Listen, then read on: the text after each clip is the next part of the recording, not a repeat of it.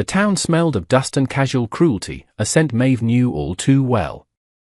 It clung to the dry air and settled in the hollow spaces grief had carved inside her. Leading her pack mule down the main street, she felt the familiar weight of being alone in a world that had little time for sorrow. Then she saw the crowd, a tight knot of jeering men, their laughter like the crackle of dry thorns. At their center was a wagon, and on that wagon, a cage of rough-hewn iron. Inside was a man, larger than any she had ever seen, folded into the cramped space like a broken giant. He was stripped to the waist, his skin a road map of old scars and fresh grime, his long, tangled hair hiding a face that was turned away from the taunts of the onlookers. They called him the Beast, the wild man of the canyons, a spectacle for the price of a coin. The sheriff, a man with a tin star and empty eyes, poked a stick through the bars, eliciting a low growl that was more despair than rage. But Maeve saw past the performance. She saw the tremor in his powerful, shackled hands, the rigid set of his shoulders, the profound and absolute silence he had wrapped around himself like a shroud. He wasn't a beast, he was a man who had been pushed so far into pain that he had left his own humanity behind for safekeeping. A wave of recognition, sharp and aching, washed over her. It was the same desolate fortress she had built around her own heart when she buried her husband. Without a second thought, she broke through the circle of men, their jeers falling away as she moved with quiet purpose. She went to the mercantile, her worn coins purchasing a loaf of bread and a full canteen of water. When she returned to the cage, the world had shrunk to the space between them. His eyes, the color of a twilight sky, finally lifted to meet hers. There was no wildness in them, only a weary, ancient sorrow. She offered the bread and water through the bars, her gesture a silent rebellion, an act of seeing the man when everyone else saw only a monster. The sheriff's amusement curdled into a sneer as he watched Maeve's quiet act of defiance. He saw her not as a woman of compassion, but as a soft-hearted fool ripe for the picking. His voice boomed across the dusty street, turning his proposition into a public joke. He offered to sell the entire pathetic spectacle, the wagon, the cage, and the silent man within, to the little lady with the bleeding heart. The price he named was designed to humiliate, a sum that would strip a person of their future. But Maeve didn't hear an insult, she heard an escape route, not just for him, but for a part of herself she thought had died. The money she carried, sewn into the hem of her dress, was all that remained of the life she had lost, the sale of her farm, the finality of her widowhood. It was meant to buy a small plot of land, a quiet corner of the world where she could fade into memory. But as she looked at the man in the cage, who was now watching her with a dawning, almost fearful intensity, she understood that a future was not something you bought, but something you built from a single, impossible choice. Her hand moved to the hem of her skirt, her fingers finding the familiar lumps of coin. The crowd's mocking laughter died in their throats, replaced by a stunned silence as she meticulously counted out the silver dollars into the sheriff's outstretched hand. She had bought him. She had bought his cage, his chains, and the terrifying weight of his brokenness. She didn't spare the townspeople a glance as she untied her own mule and hitched it to the front of the heavy wagon. Their whispers were the buzzing of flies, insignificant and distant. Climbing onto the driver's seat, she took the reins in her steady hands and urged the mule forward. The wagon groaned, a sound of release, as it rolled out of that hateful town. She did not look back, her gaze fixed on the endless horizon, the promise of a world where a man was not a spectacle and kindness was not a weakness. They traveled for days, the only sounds the rhythmic creak of the wheels and the soft plodding of the mule. The silence from the cage behind her was a palpable presence, thick with unspoken pain and a deep, guarded stillness. Maeve found herself speaking into it, her voice soft, tentative. She told him about the hawk circling high above, described the scent of sagebrush after a rare rain, and shared memories of her husband's quiet strength. She expected no reply, she was simply trying to replace the echoes of jeers with something gentle. On the evening of the fourth day, they stopped in a shallow canyon where a stream whispered over smooth stones. The setting sun painted the rock walls in hues of orange and deep violet. After building a small fire, its light a fragile circle in the growing dark, she walked to the back of the wagon. Her heart beat a slow, heavy rhythm against her ribs. With hands that trembled only slightly, she lifted the heavy iron bar and pulled the cage door open. the screech of rusted metal was a jarring sound in the profound quiet. She left the door agape, a silent offer of freedom without demand. Then, in an act of profound trust she wasn't sure he deserved or she could afford, she walked back to the fire and turned her back to the wagon. She sat, feeding small twigs to the flames, every sense attuned to the space behind her. Time stretched, measured only by the crackle of burning wood and the descent of the stars. She began to believe he would remain in his iron prison, that freedom was a country he had forgotten how to enter. Then, a shadow moved in her periphery. He was standing at the edge of the firelight, a towering, uncertain form. He did not run. He simply walked with a slow, deliberate gait and sat on the ground opposite her, drawing his long legs up and wrapping his arms around them. He stared into the flames, his face still a mask of neutrality, but he was out. He was free. And he had chosen to stay. Their life became a study in quiet observation, a slow, patient discovery of the man behind the silence. They moved through the vast, empty landscapes, their journey measured not in miles but in the gradual erosion of fear. Maeve learned the rhythms of his days. He rose before the sun, his movements economical and sure. He was immensely capable, gathering firewood, hunting with traps he fashioned from vines and sticks, and moving with a woodsman's grace that belied his size. She cooked what he provided, and they ate their meals in a shared silence that was slowly transforming from tense to comfortable. She noticed he would always wait for her to take the first bite, a small but significant gesture of deference, of trust. Their first true communication was not spoken, but drawn. One afternoon, as she mended a tear in her skirt, she saw him kneeling by the stream, etching patterns in the wet sand with a shard of rock. Curiosity drew her closer. She stopped a respectful distance away, watching him work. In the sand was a stark, heartbreaking story, a rough drawing of a cabin being consumed by stylized flames. Next to it, he had drawn 3 figures, a man, a woman, and a small child, lying on the ground as if asleep forever. It was a raw, silent scream of a memory. Her own grief felt small in the face of such a cataclysm. Not wanting to intrude on his sacred sorrow, she backed away. That evening, she took the small carving knife her husband had given her and a smooth piece of aspen which she had picked up. She placed them on a flat rock near where he slept, an offering without words. The next morning, the knife and wood were where she had left them, but beside them rested a new object, a small, exquisitely carved feather, so detailed she could almost feel its softness. One of the barbs near the tip was snapped, forever broken. He had answered her. He had shown her his soul. She began to watch his hands, for they held the only voice he had left. They were massive hands, webbed with scars and calluses, but they moved with the focused grace of an artist when he held the knife. They could split a log with a single blow or carve the delicate curve of a bird's wing with equal precision. In them, she read the story of a life that had been both gentle and brutal. One evening, as the fire popped and hissed between them, casting their shadows long against the canyon wall, she felt his gaze linger on her. It was a look devoid of threat, filled with a quiet, contemplative intensity. An impulse, born of a growing and fragile trust, moved her. She slowly, deliberately, began to unpin her hair, a long, thick braid she had worn as a kind of armor since her husband's death. It fell in a dark cascade over her shoulders, a gesture of vulnerability that felt as significant as taking off a shield. From her pocket, she retrieved 2 small items, the thin leather cord and a single, perfectly round river pearl she had found, its surface smooth and luminous. It was a monumental risk, an offering of a trust she wasn't certain he was ready to receive. She turned, positioning herself so her back was to him, her neck and shoulders exposed to the night air and his silent judgment. She held the cord and the pearl out behind her, a silent request. The silence that followed was absolute. She heard only the thrum of her own blood in her ears. She felt the cool air on her skin, the terrifying possibility of his rejection. Then, a touch. It was so light she almost imagined it.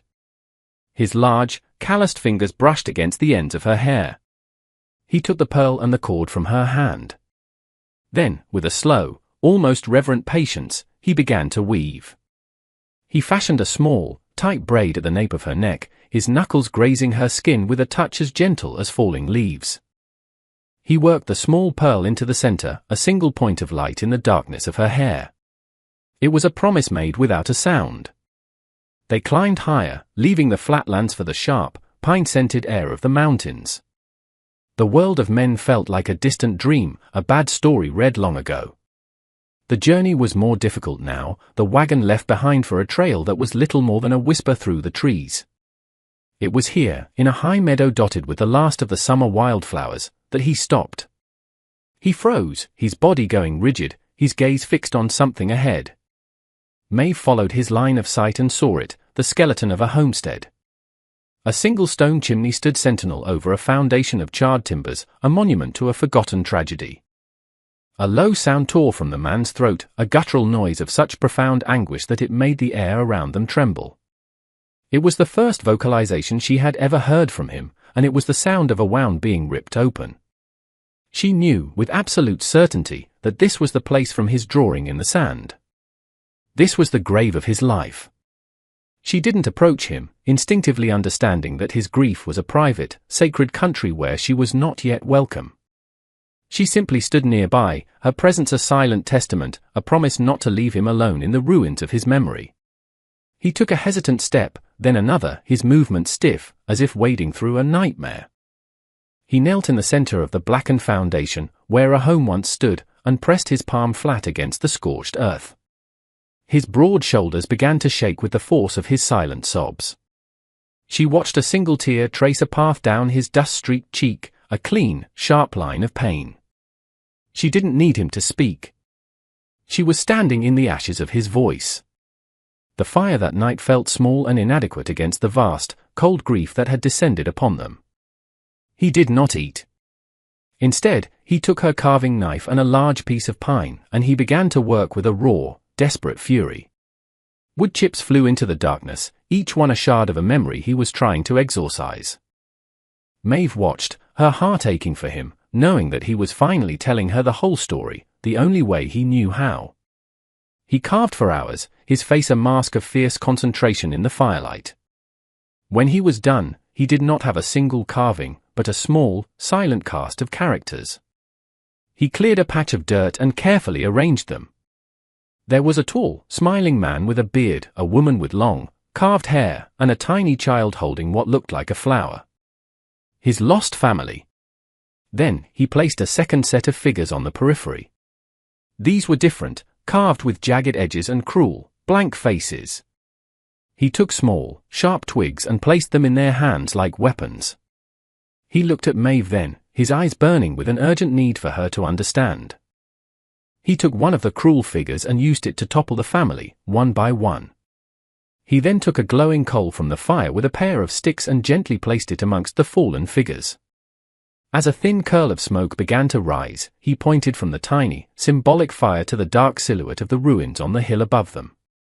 The connection was undeniable, a story of brutal violence and loss. Finally, with a trembling hand, he brought his fingers to his own throat, pressing them against his vocal cords. He shook his head, a gesture of absolute, heartbreaking finality. The fire hadn't just taken his home and his family. It had burned the words from his throat, leaving nothing behind but the scar of silence. Sharing the full weight of his past did not shatter the fragile bond between them, it tempered it, forging it into something stronger than steel. The careful distance they had maintained dissolved, replaced by a seamless and intuitive partnership. His silence was no longer a mystery to be solved, but a language she had learned to read fluently. She saw his questions in the tilt of his head, his comfort in the gentle way he tended the fire, his joy in the new carvings he began to make, not of broken things, but of the world around them, a deer, a hawk, a mountain peak. He, in turn, began to fully inhabit the world again, his quiet strength becoming a source of comfort rather than a wall of intimidation. He started to teach her, without a single word. He would point out the tracks of a mountain lion, show her with hand gestures which berries were sweet and which were poison, and guide her hand to feel the grain of different woods. In return, she cared for the man, not the beast. She mended the rips in his trousers, saw to it that he had a warm drink on cold mornings, and tended to a deep gash on his arm with a gentle touch that he accepted without flinching. They were two broken people learning how to be whole together, each offering the pieces the other had lost. One evening, as he cleaned his carving knife by the fire, she saw him looking at her braid. He reached into the small leather pouch at his belt and pulled out a small, triangular piece of obsidian, polished to a mirror sheen. He held it out to her, his gaze clear and direct. She understood. She turned her back to him, the familiar ritual now a comfort rather than a risk. She felt his large, gentle hands find the braid, his fingers deftly weaving the piece of black, volcanic glass into the pattern just below the river pearl. It was a symbol of the darkness they had passed through, a shared scar now worn as an ornament. They found their haven in a high mountain valley, a place so untouched it felt like the first morning of the world. A river, clear and cold, ran through a meadow lush with grass, and the peaks around them stood like ancient guardians. There were no trails leading in or out, it was a place you had to find by leaving every other place behind. This was where they would stay. This was where they would build. The labor of it was a kind of prayer. He felt the mighty pines with a strength that seemed almost supernatural, while Maeve, surprisingly skilled with an adze, squared the logs and stripped the bark. They worked in a silent, synchronized harmony that was more intimate than any conversation. He knew when she needed him to lift a beam, she knew when he needed a wedge driven home. Their days were filled with the clean scent of sawdust and the satisfying rhythm of productive work. As the walls of their small cabin rose, so did a sense of profound and peaceful permanence. One evening, they sat on the unfinished porch, the stars above so bright they seemed to be humming. He reached over and took her hand. His touch was warm, solid, a comforting anchor in the vast quiet. He turned her palm upward and, with a calloused tip of his index finger, he began to write. He traced the letters of her name, slowly, carefully, as if each stroke was a sacred act. Maeve. Her name, which she had not heard spoken with any tenderness in years, was now spelled out on her skin by the silent man who had become her world. A warmth spread through her chest, a feeling so deep and powerful it left her breathless. He was not just building a house, he was building a life, and he had just told her, in the only way he could, that she was the center of it. The first winter snows fell on a finished cabin, a small, sturdy bastion of warmth against the vast, silent white of the mountains. A plume of smoke rose from the chimney, a fragile signal of life in a sleeping world. Inside, a fire crackled, and the small space was filled with the scent of pine and stewing venison. The seasons had turned, and so had the tenor of their life together. The frantic edge of survival had softened into the gentle rhythm of a shared home. The man's silence was no longer a heavy blanket of grief but a comfortable quiet, the peaceful air in the home they had built. He smiled now, a slow, rare thing that transformed his rugged face. His carvings, which lined the mantel, told the story of their new life, a carving of their cabin, another of Maeve tending her garden, one of two pairs of hands, one large, one small, clasped together. Maeve still spoke to him, her voice the only sound in their quiet world, and he would answer with a touch, a nod, or a look that conveyed everything she needed to know. One afternoon, as the low sun turned the snow outside to a brilliant, dazzling gold, they stood together at the small window, watching the soft flakes drift down. Maeve reached up, her fingers tracing the braid he tended to so carefully.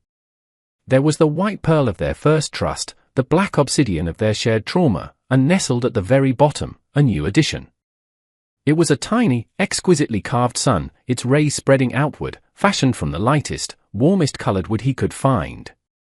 A symbol of their new beginning. He saw her touch it and gently covered her hand with his own, his thumb stroking her knuckles. They stood like that for a long time, their reflections faint in the glass, two solitary souls who had found a home not in a place, but in each other, their silent love a warmth stronger than any winter cold. They built a life from the ashes and a language from the silence. If their story of courage and quiet devotion touched your heart, please take a moment to like this video and share it with someone who might need it. Your support allows us to bring more stories like this to light. We would be honored if you would share with us in the comments below, what is the most profound act of nonverbal communication you have ever experienced? We believe in the power of shared stories to heal and connect us all. Thank you for being here and for listening with an open heart.